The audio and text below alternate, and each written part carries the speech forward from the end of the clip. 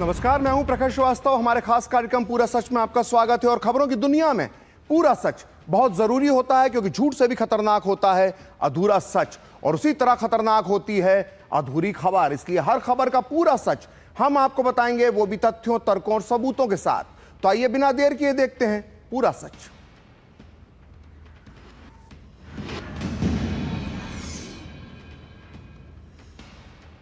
तो राहुल गांधी ने भारतीय लोकतंत्र को एक नया शब्द दिया है, वोट चोरी। वो पिछले कुछ सालों से चुनाव आयोग से लगातार नाराज चल रहे हैं, और अब तो चुनाव आयोग से आर पार की लड़ाई लड़ने के लिए राहुल बिहार में वोट अधिकार यात्रा भी निकाल रहे हैं। राहुल गांधी और उनके कॉमरेड सोशल मीडिया पर चुनाव आयोग को नीचा दिखा रहे हैं, तो वहीं दूसरे पक्ष ने कांग्रेस के इतिहास की पोल पट्टी खोलना शुरू कर दिया है। लोग सबूतों के साथ बता रहे हैं कि इतिहास में कांग्रेस ने कब कब वोटों की चोरी की है। और अब सोशल मीडिया पे चल रही इस लिस्ट में देश के प्रथम प्रधानमंत्री नेहरू जी का नाम भी आ गया है। लोगों का कहना है कि पंडित नेहरू के पास बहुमत नहीं था, फिर भी सरदार पटेल की जगह उन्हें देश का पहला प्रधानमंत्री बना दिया गया। यानी सोशल मीडिया पर सीधे सीधे देश के पहले प्रधानमंत्री पर धांधली का आरोप लगाया जा रहा है। लेकिन ऐसे किसी भी आरोप पर बिना फैक्ट चेक के यकीन नहीं करना चाहिए। इसलिए आज पूरा सच में हम पूरे सबूतों के साथ बताएंगे कि आखिर पंडित नेहरू कैसे बने थे देश के पहले प्रधानमंत्री। आज हम पूरे तथ्यों के साथ आपको यह बताएंगे कि क्या इस चुनाव में सरदार पटेल के साथ धोखा हुआ था, और हम पूरे तर्कों के साथ आपको यह भी बताएंगे कि नेहरू को देश का पहला प्रधानमंत्री बनाने में क्या था महात्मा गांधी का रोल। तो आज का शो बहुत ज्ञानवर्धक होने वाला है, इसलिए बिना देर किए देखते हैं पूरा सच पूरे विस्तार के साथ।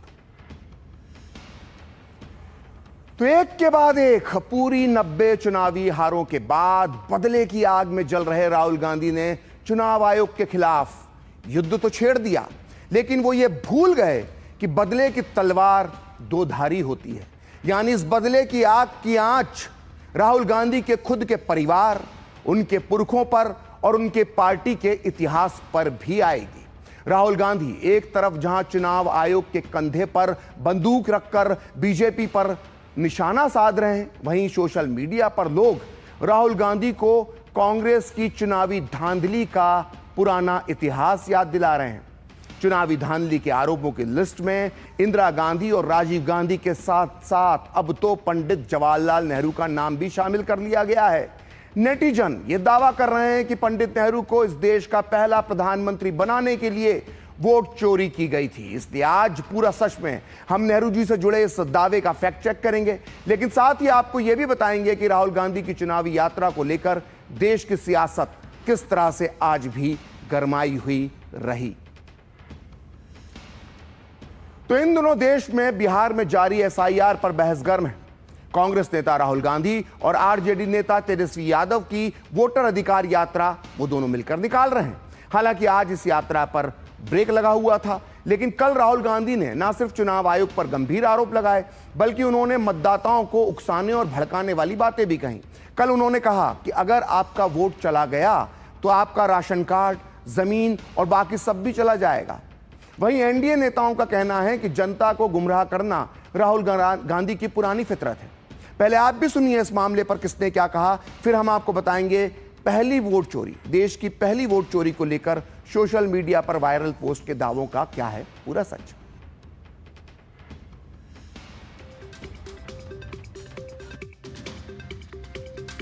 बिहार में तो अब सब लोग कह रहे हैं वोट चोरी, वोट चोरी, वोट चोरी, और ये रियलिटी है।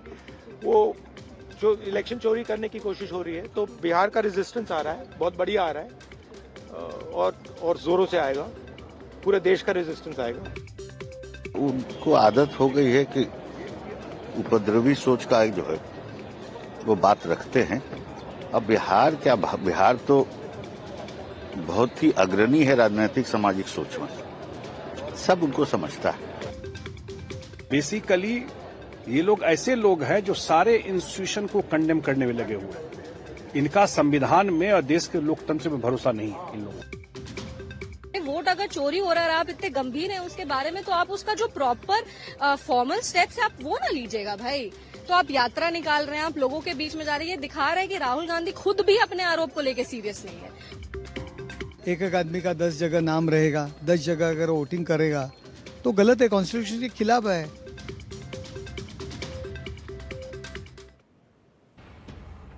तो देखा आपने चुनाव आयोग और वोटर लिस्ट को लेकर देश की राजनीति किस कदर गरमाई हुई है, और इसी राजनीति के बीच दोनों खेमे एक दूसरे पर आरोप प्रत्यारोप लगा रहे हैं।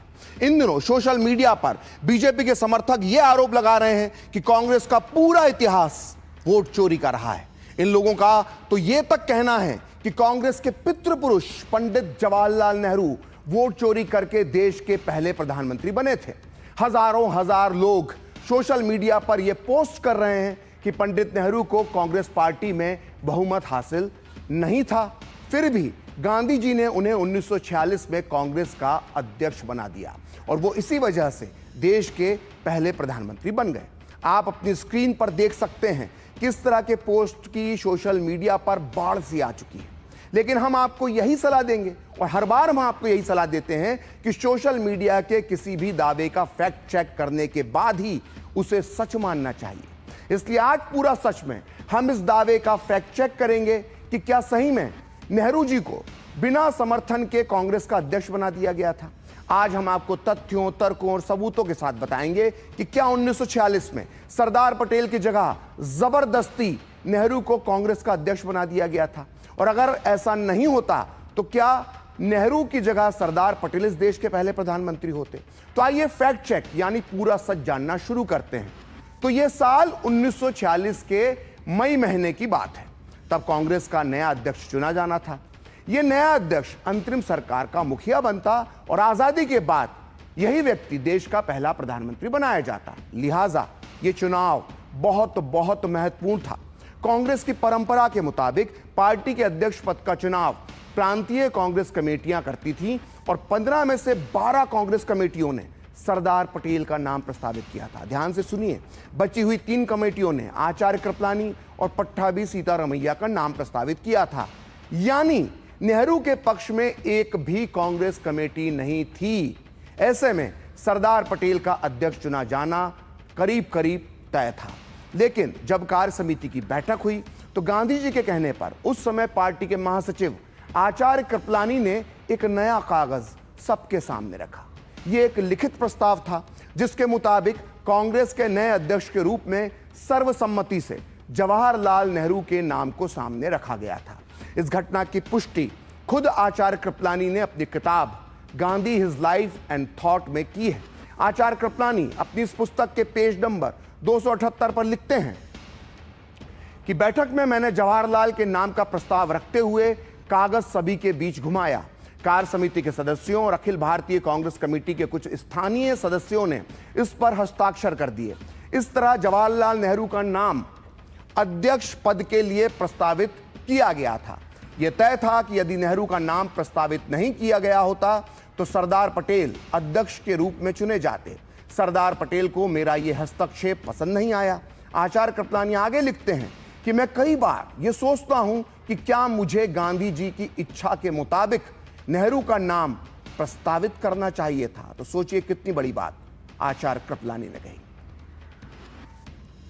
तो इस तरह से गांधी जी के इशारे पर की गई आचार्य कृपलानी की इस कवायद से नेहरू का नाम कांग्रेस अध्यक्ष पद की दौड़ में आ गया, रेस में आ गया। यानी अब मैदान में सरदार पटेल और नेहरू आमने सामने खड़े थे और कांग्रेस कार्य समिति को यह तय करना था कि दोनों में से आखिर कौन कांग्रेस का नया अध्यक्ष बनेगा। अगर वोट डाले जाते तो सरदार पटेल का जीतना तय था, क्योंकि प्रदेश कमेटियों के साथ साथ उन्हें कांग्रेस कार्य समिति में भी बहुमत हासिल था। और फैसले की इस घड़ी में एक बार फिर आचार्य कृपलानी ने अपनी अहम भूमिका निभाई। उन्होंने एक कागज निकाला जिसमें सरदार पटेल की तरफ से पहले से ही उनका नाम वापस लेने का प्रस्ताव लिखकर लाया गया था। और इस घटना के बारे में गांधी जी के पोते राजमोहन गांधी ने अपनी इस पुस्तक सरदार पटेल एक समर्पित जीवन में विस्तार से वर्णन किया है, जो इस वक्त मेरे हाथ में है। इस पुस्तक को सरदार पटेल पर लिखी गई सबसे ऑथेंटिक पुस्तक माना जाता है। और आपको मैं यहां बताना चाहता हूं कि राजमोहन गांधी बीजेपी और आरएसएस की विचारधारा के कटु आलोचक हैं। इसलिए मुझे लगता है कि कांग्रेस के समर्थक राजमोहन गांधी की लिखी इन बातों को सच मानेंगे। तो राजमोहन गांधी अपनी इस किताब के पेज नंबर 378 पर लिखते हैं कि नेहरू का नाम प्रस्तावित हो जाने के बाद आचार्य कृपलानी ने एक दूसरा कागज सरदार पटेल को थमाया, जिस पर उनकी नाम वापसी का प्रारूप लिखा हुआ था। कृपलानी द्वारा लिखे गए कागज में कहा गया था कि सरदार पटेल अपना नाम वापस ले रहे हैं ताकि जवाहरलाल नेहरू सर्वसम्मति से अध्यक्ष चुन लिए जाएं। सरदार पटेल ने यह कागज गांधी जी को दिखाया और गांधी जी की पसंद नेहरू थे और इसके बाद भी उन्होंने नेहरू को सरदार पटेल के पक्ष में पीछे हटने का एक मौका दिया। गांधी जी ने नेहरू से पूछा, आपके नाम का प्रस्ताव किसी भी प्रांतीय कमेटी ने नहीं दिया है, केवल कार्य समिति ने ही आपके नाम का सुझाव दिया है। गांधी जी द्वारा इतनी गहरी बात बोले जाने के बाद भी जवाहरलाल नेहरू चुपचाप बैठे रहे। नेहरू पीछे हटने को तैयार नहीं है। यह विश्वास हो जाने के बाद गांधी जी ने सरदार पटेल से कृपलानी के लिखे हुए कागज पर हस्ताक्षर कर देने के लिए कहा और सरदार पटेल ने उसी समय हस्ताक्षर कर दिए। तो इस तरह से गांधी जी के आदेश के बाद सरदार पटेल ने अपना नाम वापस ले लिया। अब आपके मन में यह सवाल जरूर उठ रहा होगा कि आखिर गांधी जी ने सरदार पटेल की तुलना में नेहरू जी को क्यों चुना, और इस सवाल का उत्तर तलाशने की सबसे पहली कोशिश की इस देश के एक महानतम पत्रकारों में से एक दुर्गा दास ने, और इसका जिक्र उन्होंने अपनी पुस्तक India from Curzon to Nehru and after में किया है, जो इस वक्त मेरे हाथ में है। उस दौर में दुर्गा दास नामी गिरामी पत्रकार थे। अक्सर वो गांधी, नेहरू, सरदार पटेल, मौलाना आजाद, राजेंद्र प्रसाद जो थे वो दुर्गा दास से राजनीतिक मुद्दों पर सलाह लेते थे और तीखे सवाल पूछने के लिए मशहूर दुर्गा दास ने इस मामले में गांधी से जो सवाल जवाब किए थे वो उनकी इस पुस्तक India from Curzon to Nehru and after के पेज नंबर 237 में दर्ज है। दुर्गा दास लिखते हैं, मैंने गांधी जी से पूछा कि सरदार पटेल के पक्ष में बहुमत होने के बाद भी उन्होंने नेहरू को क्यों चुना, तो इस पर गांधी जी ने मुझे हंसते हुए जवाब दिया, क्योंकि मेरी पार्टी में जवाहरलाल इकलौता अंग्रेज है। गांधी जी को लगा कि मैं उनके जवाब से संतुष्ट नहीं हुआ हूं, तो उन्होंने आगे कहा कि जवाहरलाल दूसरे नंबर पर आने के लिए कभी तैयार नहीं होंगे। वो अंतर्राष्ट्रीय मुद्दों को सरदार पटेल के मुकाबले अच्छे से समझते हैं। तब मैंने गांधी जी से कहा कि डॉक्टर राजेंद्र प्रसाद ने मुझसे कहा है कि गांधी जी ने एक बार फिर ग्लैमरस नेहरू के लिए अपने सबसे भरोसेमंद सिपाही यानी सरदार पटेल की बलि ले ली। डॉक्टर राजेंद्र प्रसाद को डर है कि नेहरू ब्रिटिश सरकार की नीतियों पर चलेंगे। तो इस तरह से दुर्गा दास और गांधी की इस बातचीत से दो बातें साफ होती हैं। पहली ये कि गांधी ने नेहरू को इसलिए चुना कि वो अंग्रेज थे, और दूसरी कि वो कभी भी दूसरा स्थान स्वीकार नहीं करेंगे। और करीब करीब यही बात गांधी जी के पोते राजमोहन गांधी ने अपनी इस पुस्तक सरदार पटेल एक समर्पित जीवन में कही है, जिसको मैंने आपको दिखाया था, और इसके पेज नंबर 380 पर ये बातें लिखी हुई हैं जो इस वक्त मेरे हाथ में है। ये वही पुस्तक है जिसमें राजमोहन गांधी ने मणिबेन के हवाले से बहुत बड़े खुलासे किए हैं। और राजमोहन गांधी अपनी इस प्रसिद्ध पुस्तक में लिखते हैं कि नेहरू मुसलमानों के एक वर्ग के करीबी थे, जबकि इसके उलट सरदार पटेल ऐसी दोस्ती यानी मुसलमानों के साथ की कोई इच्छा नहीं रखते थे। गांधी जी को यह भी लगता था कि नेहरू दूसरा स्थान स्वीकार नहीं करेंगे, वहीं सरदार पटेल सहयोगी के रूप में कार्य यानी दूसरे स्थान पर कार्य करने को तैयार हो जाएंगे।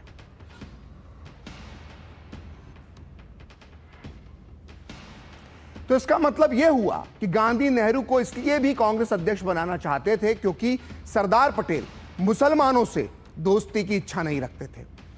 दूसरी तरफ गांधी नेहरू के अहंकार को लेकर भी डरे हुए थे। इसकी पुष्टि सरदार पटेल की बेटी मणिबेन ने अपनी पुस्तक द डायरी ऑफ मणिबेन में की है। मणिबेन के मुताबिक गांधी जी को लगता था कि अगर नेहरू को प्रधानमंत्री बना दिया गया तो उन्हें देश में शरारत करने से रोका जा सकता है। मणिबेन की इस बात से संकेत मिलते हैं कि गांधी को लगता था कि अगर उन्होंने नेहरू को प्रधानमंत्री नहीं बनाया तो हो सकता है नेहरू विद्रोही हो जाते या कांग्रेस के साथ असहयोग शुरू कर देते। नेहरू को पीएम बनाने में बहुत बड़ी भूमिका निभाने वाले आचार्य कृपलानी ने बाद में अपने किए पर अफसोस जताया। उन्होंने अपनी पुस्तक Gandhi his life and thought के पेज नंबर 249 पर लिखा है,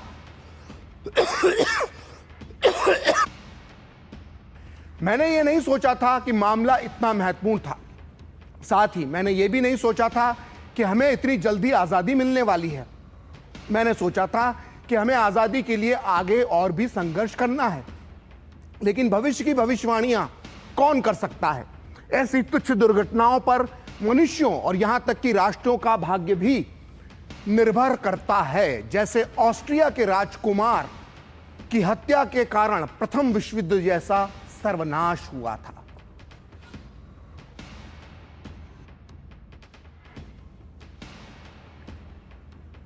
तो आचार्य कृपलानी ने यह माना था कि नेहरू का कांग्रेस का अध्यक्ष चुना जाना एक दुर्घटना थी। यानी आप कह सकते हैं कि नेहरू एक तरह से देश के पहले एक्सीडेंटल प्राइम मिनिस्टर थे, आचार्य कृपलानी के कहे के अनुसार। और इतना ही नहीं, नेहरू के लिए सरदार पटेल की राजनीतिक बलि लेने की तुलना कृपलानी ने ऑस्ट्रिया हंगरी के साम्राज्य के उत्तराधिकारी राजकुमार फर्डिनेंड की हत्या से की है। फर्डिनेंड की हत्या के बाद ही, ये आपको यह मालूम होना चाहिए कि राजकुमार फर्डिनेंड की हत्या के बाद ही पहले विश्व युद्ध की शुरुआत हुई थी, जिसमें 2 करोड़ से ज्यादा लोग मारे गए थे।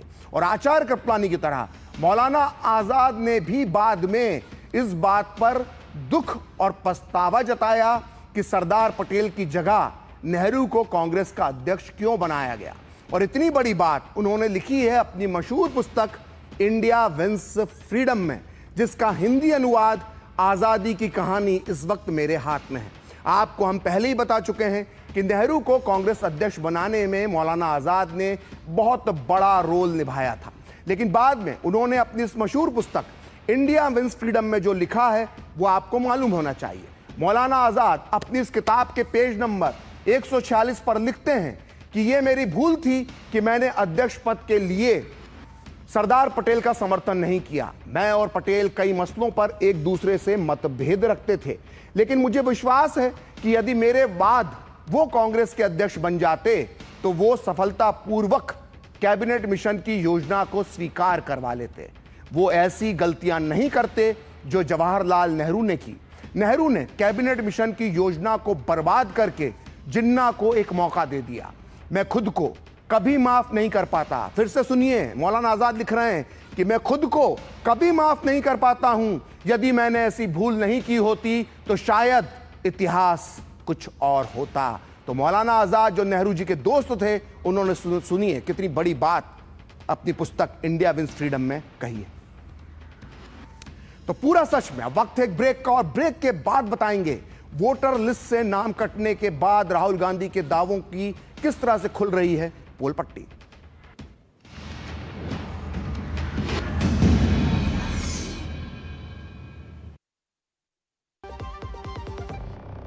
मैं हूं MDH बेसन, सुनहरे चने से बना, लेटेस्ट टेक्नोलॉजी से पिसा। अब आया हूं आपके घर, पोषण से भरा, स्वाद में खरा। बीकानेरी चने की दाल से बना सर्वश्रेष्ठ बेसन, MDH बेसन। मलेरिया का कारण रुके हुए पानी में पैदा होने वाला एनोफिलीज मच्छर। आसपास पानी का जमाव नहीं तो मच्छर और मलेरिया भी नहीं। सिर दर्द, बदन दर्द, बुखार आदि लक्षण नजर आने पर स्वास्थ्य कर्मी से संपर्क करें। गर्भवती महिलाओं और बच्चों के लिए विशेष सावधानी जरूरी है। इलाज में देरी से मलेरिया जानलेवा भी हो सकता है। सरकारी अस्पतालों में मलेरिया की जांच व इलाज मुफ्त है। सुनो, एक अच्छी इंश्योरेंस पॉलिसी AI से पूछते हैं।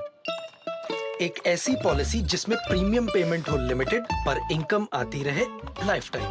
LIC का जीवन उत्सव। एक ऐसी पॉलिसी जो दे होल लाइफ इंश्योरेंस कवर भी। LIC का जीवन उत्सव। वाह, चलो तो LIC की जीवन उत्सव पॉलिसी ही लेते हैं। मैं भी तुमसे यही कह रही थी, LIC का जीवन उत्सव। लाइफ टाइम सेलिब्रेशन मनाइए LIC के जीवन उत्सव के साथ। फ्यूचर सेट है। अरे ये पार्सल मेरा नहीं है सर। पुलिस वाले को झूठ बोलता है, अब तुझे पुलिस स्टेशन भी आना पड़ेगा और उसके बाद जेल। मैं एक स्कैमर हूँ, आज मैं पुलिस वाला बना हूँ और ये है मेरा शिकार। मैंने फोन करके कड़क आवाज में सिर्फ इतना कहा कि आपके बेटे के पार्सल में ड्रग्स मिली है। बस इतने में ही डर गए और इनको कर लिया डिजिटल अरेस्ट। सर ऐसा मत करिए प्लीज सर। या तो जेल जाओ या पैसे दो। अच्छा है ना आइडिया और सेटअप? आइडिया बुरा भी है और पुराना भी। अब इंडिया जानता है कि स्कैम कॉल्स में कभी ड्रग्स, कभी किडनैपिंग की झूठी कहानियां बनाकर पैसे लूटते हो। स्कैमर्स के घिसे पिटे तरीकों को मत दो attention. India stop, think then take action. जब धरती चीर कर निकलता है लोहे का पत्थर और मिलता है मोंगिया के जोश से, फिर तपता है, पिघलता है और बनता है फौलाद। अब होता है सरिया सारी खूबियों के साथ। मोंगिया स्टील, मजबूत देश का मजबूत सरिया। दादा ये कौन सा प्लांट है? टैंजरीन, बहुत मीठा होता है, तोड़ना नहीं है।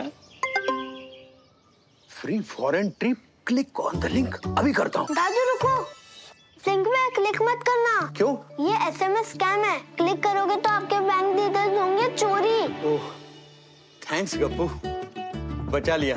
ये ले तेरी समझदारी का फल। RBI कहता है स्मार्ट बनो, कूल रहो।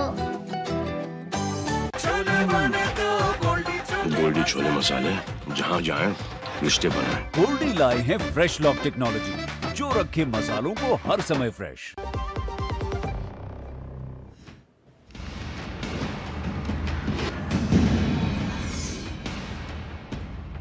तो ब्रेक के बाद पूरा सच में आपका फिर से स्वागत है। और कांग्रेस नेता राहुल गांधी इन दिनों बिहार में वोटर अधिकार यात्रा निकाल रहे हैं और इस दौरान अपने दावों को सही साबित करने के लिए राहुल गांधी जनता के सामने कुछ लोगों को पेश भी कर रहे हैं और दावा कर रहे हैं कि इनके वोट काटकर वोट चोरी की गई है। लेकिन अब राहुल गांधी के दावों की पोल खुलने लगी है। नवादा में राहुल की यात्रा के दौरान जिस सुबोध कुमार को वोटर लिस्ट से नाम कटने का दावा किया गया, वो अब चुनाव आयोग के फैक्ट चेक में फर्जी पाया गया है। दरअसल राहुल गांधी ने नवादा में सुबोध कुमार को मंच पर बुलाया था और इसी मंच पर सुबोध ने यह आरोप लगाया था कि उसका नाम वोटर लिस्ट से काट दिया गया है।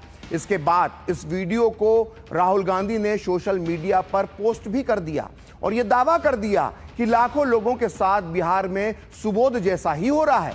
तो पहले आप भी देखिए वो वीडियो, फिर हम आपको बताएंगे कैसे राहुल गांधी का यह दावा पूरी तरह से फर्जी निकला है। क्या है इस दावे का पूरा सच, वो हम आपको आगे बताएंगे। के साथ क्या हुआ? मेरा नाम वोटर लिस्ट में काट दिया गया है और मैं अगला लोकसभा में भी वोट दिया हूं और पोलिंग एजेंट रहा हूं। बोलो बोलो बोलो। तो मैं लोकसभा में पोलिंग एजेंट भी था और मेरा नाम सुबोध कुमार, पिता से स्वर्गीय श्यामली सिंह हुआ। मैं महरथ ग्राम का निवासी हूँ, खेती करता हूँ। ऐसे बिहार में लाखों लोग हैं जिन्होंने वोट दिया, वोटर लिस्ट में नाम था और उनका नाम वोटर लिस्ट से काट दिया गया। तो वीडियो में आपने देखा सुबोध कुमार ने यह दावा किया कि उनका नाम ड्राफ्ट इलेक्टोरल रोल से हटा दिया गया है, लेकिन नवादा जिला प्रशासन ने पूरा विवरण, स्पष्टीकरण जारी करते हुए कहा कि सुबोध कुमार दरअसल राष्ट्रीय जनता दल लालू की पार्टी आरजेडी के बूथ लेवल एजेंट यानी BLA हैं, ना कि कोई साधारण मतदाता। पार्टी के पदाधिकारी कार्यकर्ता हैं। चुनाव आयोग की जांच में पाया गया कि सुबोध कुमार का नाम SIR 2025 से पहले भी मतदाता सूची वोटर लिस्ट में मौजूद ही नहीं था।